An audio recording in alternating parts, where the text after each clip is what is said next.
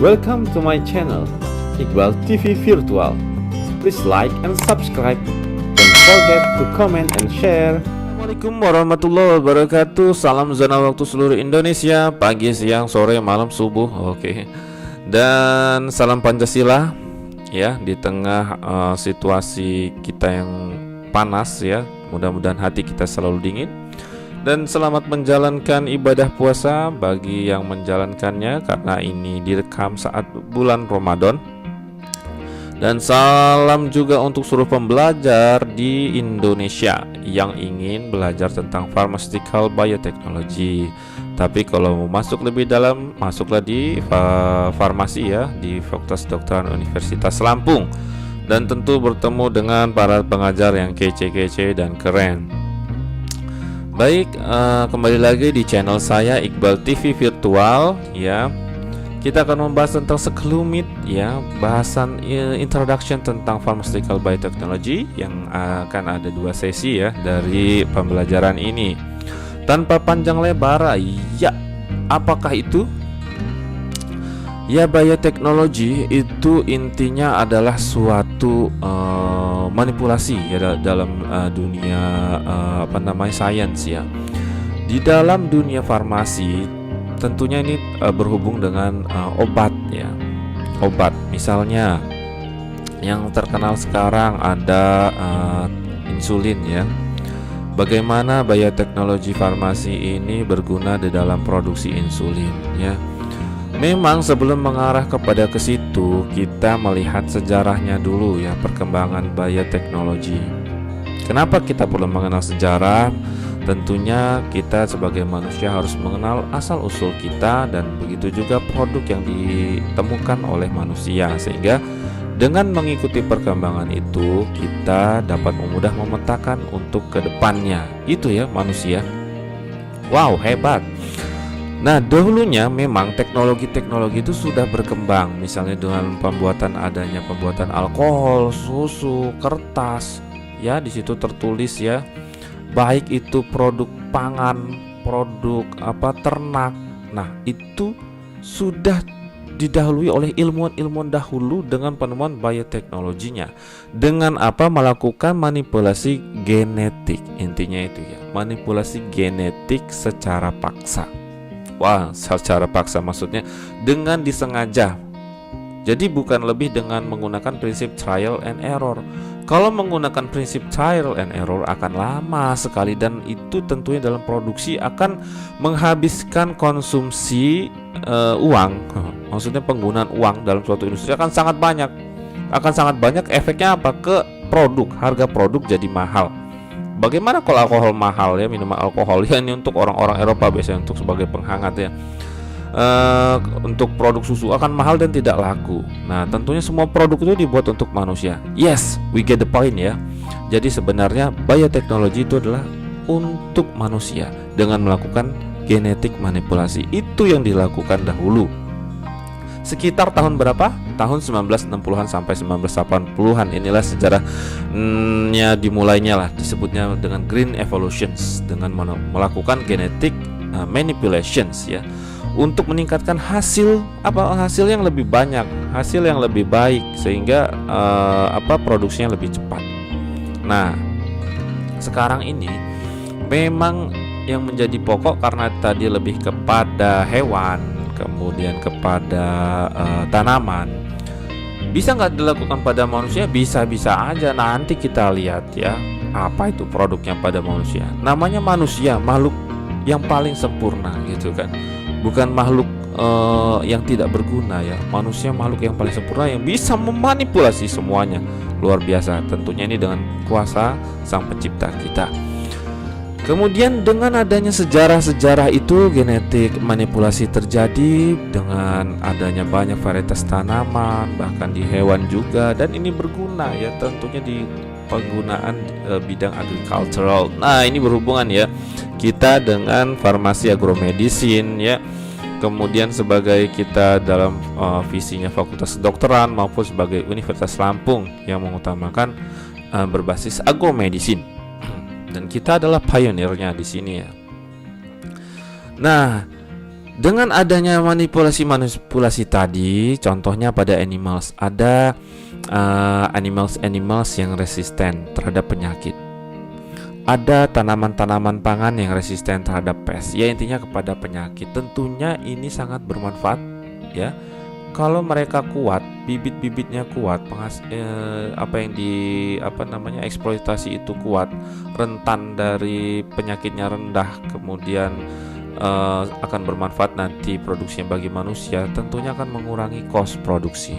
Dan ini sangat menguntungkan. Tapi bisa jadi suatu kontroversial. Why? Nanti ada ya, atau ditemukan jawabannya. Sehingga modern genetik ini adalah suatu ilmu, maksudnya modern biotechnology adalah suatu ilmu yang sangat penting. Tentunya tidak hanya mengandalkan manipulasi pada genetik, tetapi terhubung dengan ilmu-ilmu yang lain. Ya, itu ya. Semua tercatat di sini bahwa terhubung dengan ilmu-ilmu yang lain. Apa saja? Misalnya molecular biology ya di situ. Kemudian ada tentunya dengan teknologinya sendiri, dengan software, dengan komputer. Jadi akan berhubungan dengan dunia-dunia teknik. Tanpa teknologi ini akan sangat sulit terjadi. Dan ilmu-ilmu yang mendasari banyaknya tentunya di daerah molecular biology.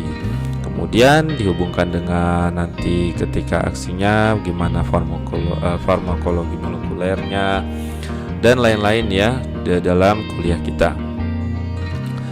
Dan juga ternyata bioteknologi berhubungan dengan teknologi nanotekno ya, sudah dibahas ya dengan di teknologi formulasi kita ya. Intinya teknologi menggunakan ukuran yang seukuran nano kecil, misalnya dalam teknologi delivery obat kayak gitu ya. Dengan nano akan apa efeknya, yaitu lebih spesifik ya, targetnya menjadi lebih spesifik sehingga efeknya menjadi jelas ya. Misalnya dalam pengobatan kanker dengan delivery nanoteknologi menjadi lebih terdeliver ke target ya, target tissue atau reseptor targetnya, tidak nyasar-nyasar, sehingga di dalam pengobatan tidak menyerang sel normal. Itu contohnya. Sehingga ini sejarah nih, filosofinya. Sehingga apa itu definisi bioteknologi? Nah, itu di garis merahin bahwa to this there is no real answer. Jadi tidak ada jawaban pasti apa definisi bioteknologi. Yang dahulu dikenal dengan manipulasi genetik menggunakan mikroorganisme, itu sudah dikenal bioteknologi. Yang sekarang ternyata sudah digabungkan dengan teknologi software komputer, sebut juga sekarang bioteknologi. Kemudian nanti digabungkan dengan teknologi nano tadi. Nah, itu sampai tahun ini, nah itulah pengertiannya, bahwa adalah sebuah kombinasi dengan apa? Dengan classical biotechnology yang meliputi dengan manipulasi modern genetik, kemudian ada molecular biology, kemudian ada computer technology dan nanoteknologi. Bisa nggak berkembang? Nah, ini adalah makanya disebut sebagai matter of fashion. Ya, berkembang definisinya semakin berkembang bio ini. Nah, jadi tentunya ini membutuhkan pembelajaran yang terus menerus. Sudahlah definisi penting ya gitu kan? Ya itu untuk mengenal ilmu filosofinya. Berhubungan dengan apa? Tujuannya berarti bioteknologi akan berhubungan banyak bidang, bermanfaat untuk manusia. Iya, inilah kenapa diciptakan. Ya, kenapa diciptakan oleh Sang Kuasa? Kita jangan lupa ya. Ternyata kita suruh menemukannya. Tentunya ada orang yang ditakdirkan menemukannya. Bermanfaat untuk apa? Agriculture, human health, medicines. Nah, vaksin ini ya, vaksin juga yang lagi gembor-gembornya. Kemudian ada terapi gen.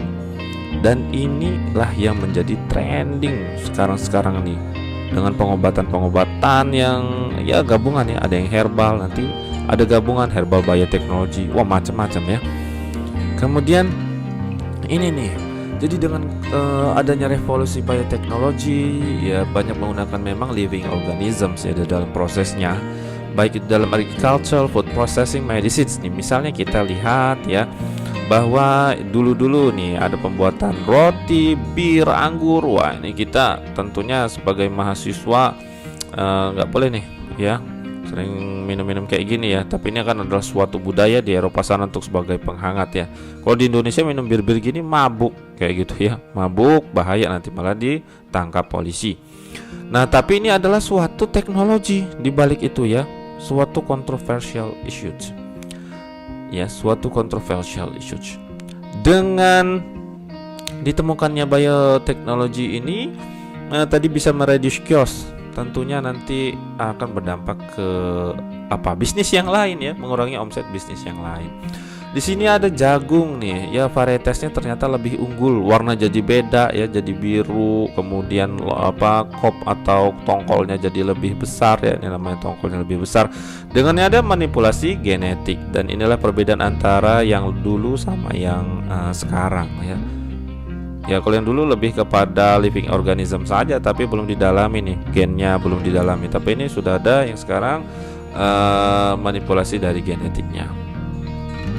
Ya, dari tadi kita ngomong tentang genetik.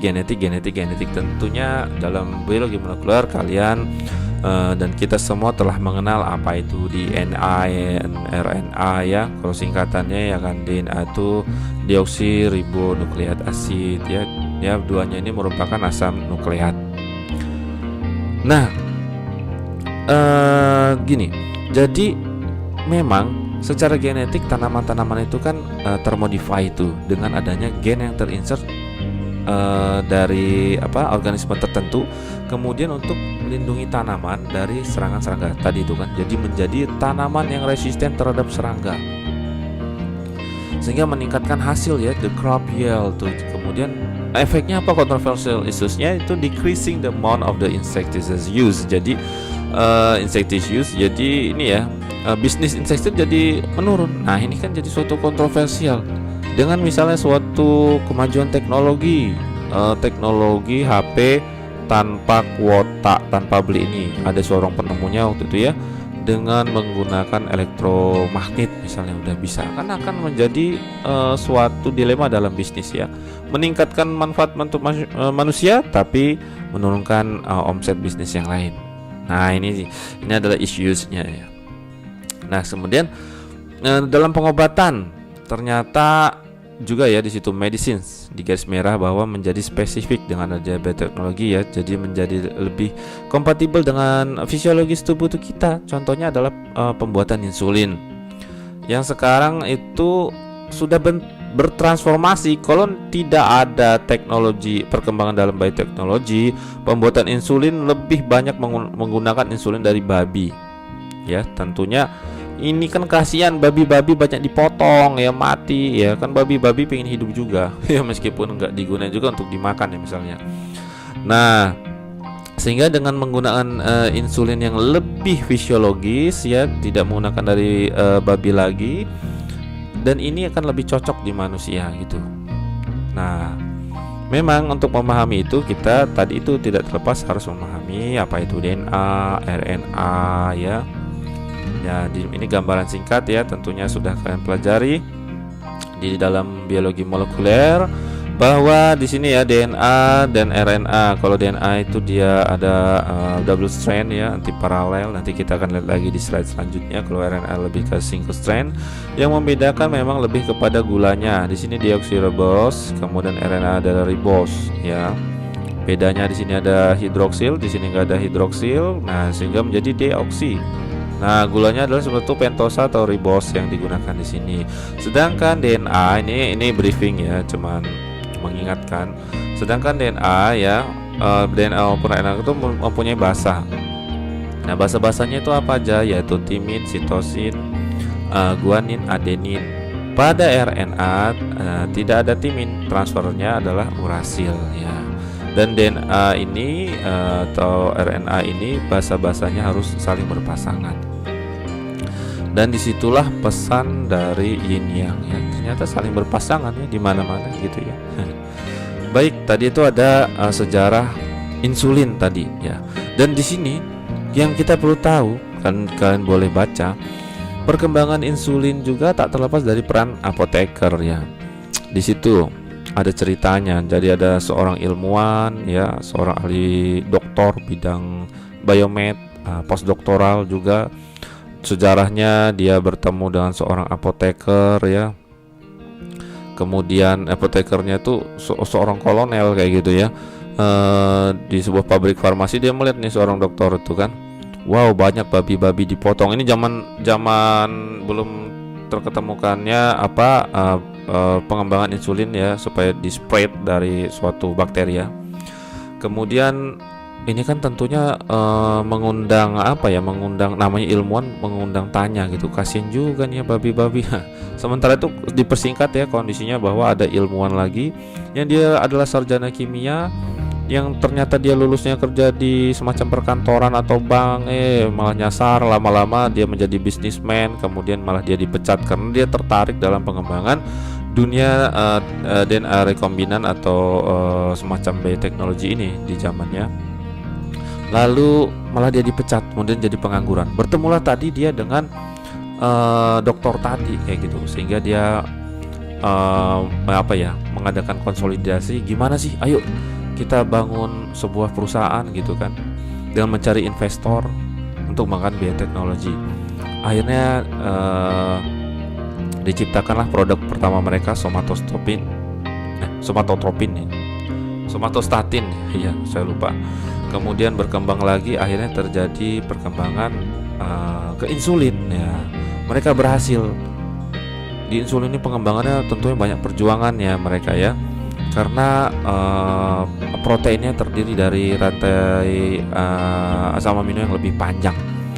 Nah, dari situlah cerita ya. Jadi semua ilmuwan bersatu di situ ya, dari kimia, dari biologi, dari apotekernya bersatu untuk mengembangkan. Tapi itu mereka adalah pendirinya.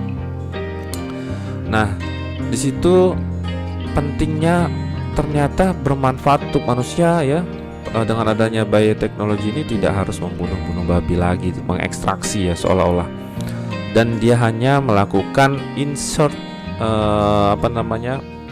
yang bisa diamplifikasi dari bagian dari insulin ya, sehingga dimasukkan ke bakteri menggunakan teknologi plasmid. Udah jadi banyak kayak gitu ya. Dan sekarang berkembang bukan hanya untuk obat diabetes, tapi untuk terapi kanker juga ya, banyak di situ. Dan perusahaan farmasi yang berkecimpung di sini, Roche itu tak terlepas dari sejarah-sejarahnya tadi. Wah, panjang cerita tentang sejarah supaya kita tahu ya tentunya.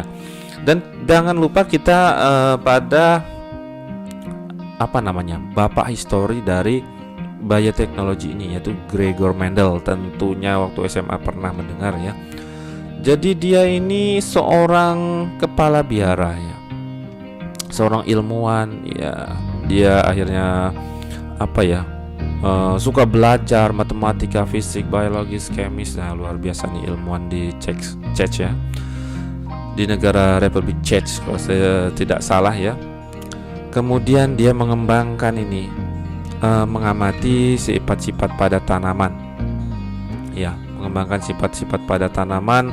Pada percobaan pertamanya, pada cerita singkatnya ya, dia tidak terlalu mengamati pada gen-gen yang dominan atau yang resesif, sehingga ketika dia melakukan seolah perkawinan antara tumbuhan yang berbeda, di sini ada kacang ya,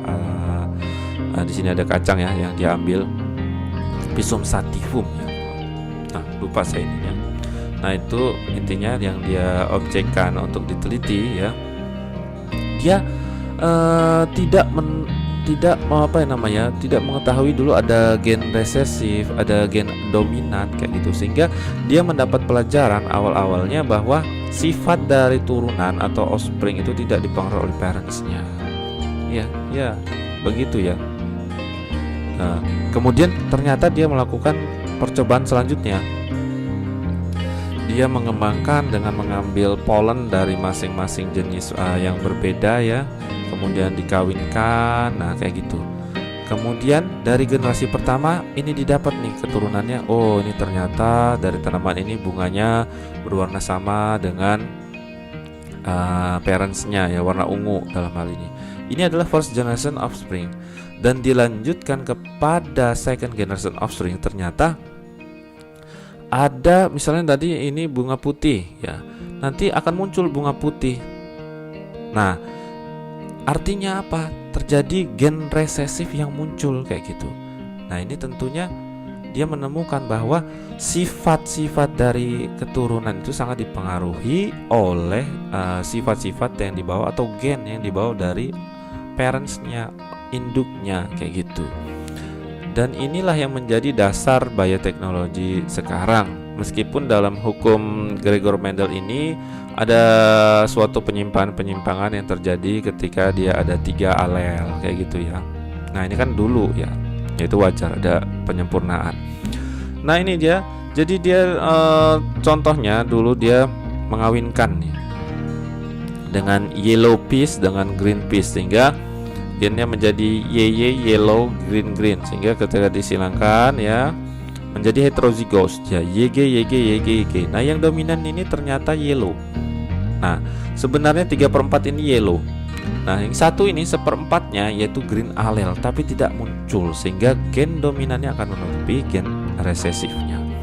Ketika dia dilakukan perkawinan selanjutnya pada second generation, dia heterozygous self fertilization, YG, YG, YG.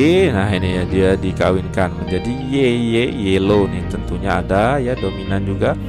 Kemudian ada G, yellow green, kemudian ada green green. Dan ternyata yang muncul adalah ketika ini terjadi pencampuran adalah yang dominan green.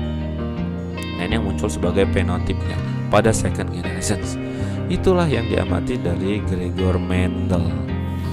Oke, sebelum kita membahas lebih jauh, kita mengingatkan kembali adanya di sini adalah sepasang kromosom homolog ya.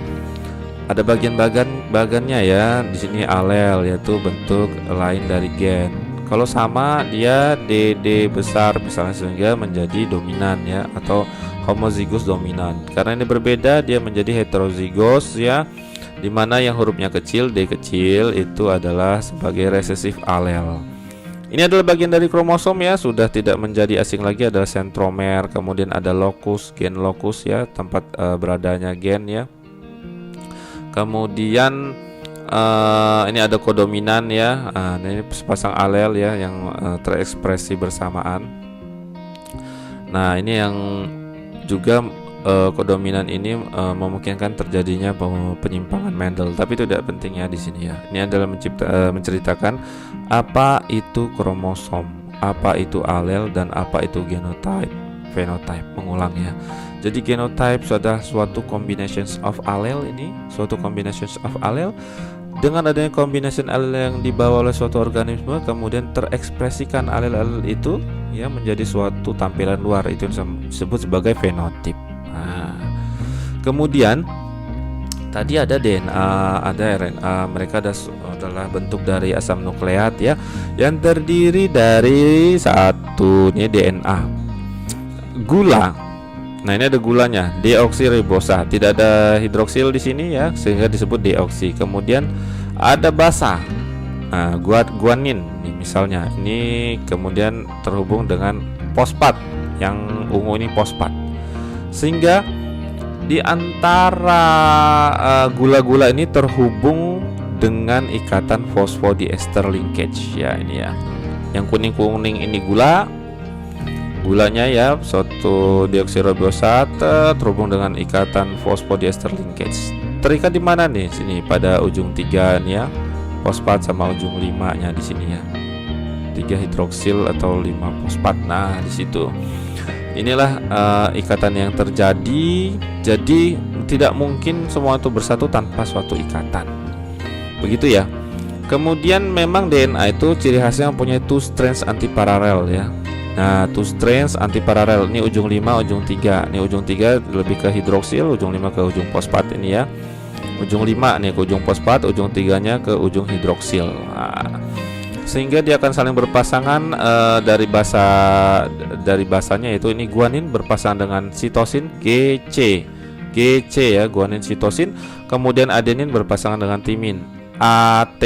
Kalau di RNA dia apa? Urasil, dari adenin urasil.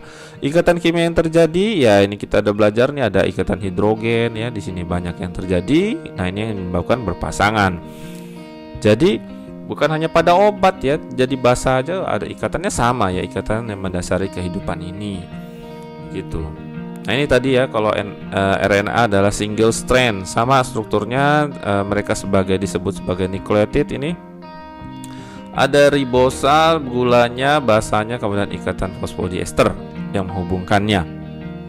Nah ini sebagai suatu nukleotid yang panjang. Kalau DNA tadi berpasangan tadi ya, kalau ini single strand. Kemudian mengingatkan kepada suatu proses dari sintesis protein ya, yaitu adanya mulai dari DNA ya. Kemudian ada sense-nya, bagian antisense-nya di sini ya. Ini TA. Nah, ini pasangan ya, tadi yang berpasang-pasangan antisense-nya. Kemudian terjadi transkripsi DNA atau sintesis RNA di sini, mRNA namanya. Yang tentunya di mRNA ini nggak ada T, jadi U. Nah, cetakannya menjadi ini ya, ditranskripsi. Kemudian terjadilah setelah itu translasi RNA atau sintesis protein. Nah ini masing-masing dari bahasanya A, U, G. Nah ini 3 ini disebut initiation codon yang akan mengcoding suatu asam amino. Ketika asam amino ini bergabung menjadi menjadi protein ya. Jadi protein tersusun dari beberapa asam amino. Nah, mengingatkan lagi struktur protein itu, nih ada asam amino yang terjadi hidrolisis, kemudian menjadi ikatan peptida CN. Nah, ini di sini ya, menjadi ikatan peptida. Inilah kenapa mereka kalau satu bergabung antar satu ikatan dipeptida. 2 mono. Ya, ada di tri. Nah, ini jadi polipeptida jadinya, kemudian menjadi protein. Itu sekedar mengingatkan saja ya. Kemudian protein itu mempunyai struktur, yaitu struktur primer, sekunder, tersier, dan kuartener. Primer strukturnya biasa lah, rantai lurus. Kemudian secondary, dia karena sudah ada ikatan antar asam aminonya, dia akan membentuk ikatan sehingga akan meliuk-liuk karena ada energi ikatan ini. Ya, bisa berbentuk pegas menjadi alpha helix atau berbentuk agak datar menjadi beta sheets. Kemudian bentuk tertiary structure-nya dia akan lebih meliuk-liuk lagi ya karena ada ikatan disulfidanya ya, sehingga dia akan melipat lagi. Dan ikatan struktur ya, maksudnya struktur kuartener itu terdiri udah dari 2 polipeptida, sehingga di sini ada alpha polipeptid, ada beta polipeptid yang kemudian saling bergabung dan melipat lagi. Nah inilah yang dipelajari dan akan berhubungan dengan juga molecular docking ya, karena di molecular docking dipelajari tentang hubungan interaksi antara obat ya dengan suatu reseptor. Yang reseptor itu biasanya adalah protein itu sendiri yang menjadi target. Lalu sekilas juga kita di mana sih itu posisinya DNA gitu kan? Karena ini adalah sebuah sel ya. Sebuah sel itu mengandung nukleus. Nah, disinilah ada kromosom. Saat kromosom ditarik keluar, ternyata DNA inilah yang mengisi kromosom ini. Dari nukleotid ini ya. Kemudian ada basa yang saling berpasangan tadi. Kemudian berarti kalau ditarik ini kayak gini gampangnya. Nah, kromosomnya ya intinya DNA. Nah, sehingga bagian di sini adalah untaian DNA. Nah, ini disebut dengan gen A. Kemudian ada untaian DNA potong lagi, gen B. Nah, ini yang menjadi informasi genetik yang mempresentasikan makhluk hidup. Ini adalah kaitan antara kromosom, DNA dan gen ya. Ini adalah bentuk lainnya ya. Jadi sama kayak tadi dari sebuah sel ya. Jadi mereka terletak di nukleus ya atau inti sel. Jadi mereka juga terdiri dari nukleotid. Nah, nukleotid tadi tersusun dari apa? Basa, kemudian ikatan fosfat tadi ya, sama gulanya yang saling berikatan ya. DNA kemudian membentuk gen ya, kemudian gen ini akan membentuk kromosom. Nah, inilah coding kehidupan kita. Ya, disinilah kita harus bersyukur kita mengikuti orang tua kita. Gen-gen yang baik kita program dengan doa yang baik ya, bisa berubah katanya penelitiannya. Ya, penelitian dari Jepang itu ya. benar gak ya, dengan doa gitu ya. Jadi gen-gen yang jelek kalau bisa kita redam. Itulah kenapa di dalam agama ya, kita harus berpikiran yang baik dan berperilaku baik supaya gen-gen yang baik itu terekspresi gitu ya. Jangan ini penelitiannya memang masih belum terlalu ini, tapi katanya ya bisa kayak gitu. Bisa aja ya, namanya manipulasi itu bisa teknologi, manipulasi yang tak terlihat juga bisa ya. Kemudian suatu ilmu tentang packaging dari asam nukleat. Tentunya ketika berbicara tentang bakteri, terdiri dari banyak ribu gen, yang dimana tiap gennya mengandung 1000 nukleotid panjangnya.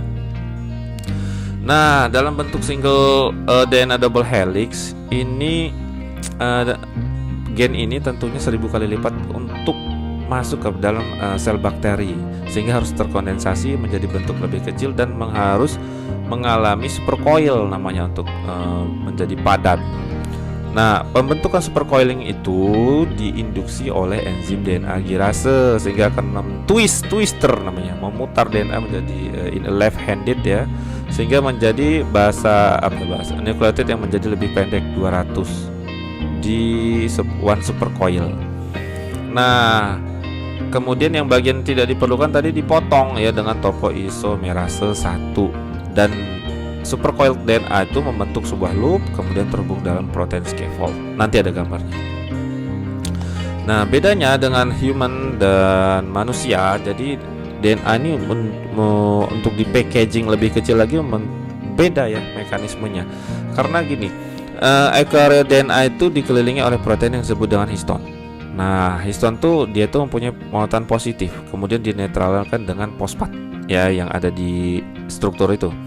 Kemudian DNA plus histon, nah itu disebut sebagai kromatin. Nah, setiap bentukan itu disebut nukleosom. Nukleosom terdiri dari 200 pasang DNA dan 9 histon. Nah, ini ada 2H2A histon-histonnya ini. Nah, ini untuk penjelasan aja ini ya. Jadi region DNA yang diekspresi, histon itu akan hilang. Tapi kalau DNA yang tidak terekspresi, histon itu masih ada untuk menjaganya. Itu yang disebut dengan heterokromatin. Kromatin yang tidak terkondensasi, maksudnya kromatin itu panjang gitu kan, panjang, dan dia harus masuk ke dalam nukleus dari eukaryote DNA genom. Untuk itu dia membentukkan suatu coil lagi, lagi menjadi bentuk helical structure, menjadi 30 nanometer fiber. Nah, ini akan yang terkonversi menjadi 6 nucleosomes per turn, 6 nucleosomes per lipatan-lipatan. Nah, kemudian akan menggandeng suatu protein. Di sini ada suatu mar protein di regionnya matrix attachment region. Berapa pasang basa ada di situ ikatannya, yaitu 200 sampai 1000 pasang basa panjangnya, dan sebagian besar 70% AT. Nah, ini gambarnya ya tadi prokariot. Jadi DNA-nya dipadatkan, kalau nggak dipadatkan nggak muat, menjadi supercoil yang terhubung dalam scaffold di sini ya, sehingga bisa masuk ke nukleus. Beda dengan eukaryot tadi ya, dia mengalami supercoil, tapi supercoilnya berbeda karena DNA-nya terhubung dengan histon nih. Nih histon-histonnya ada 9 ya, 9 macam.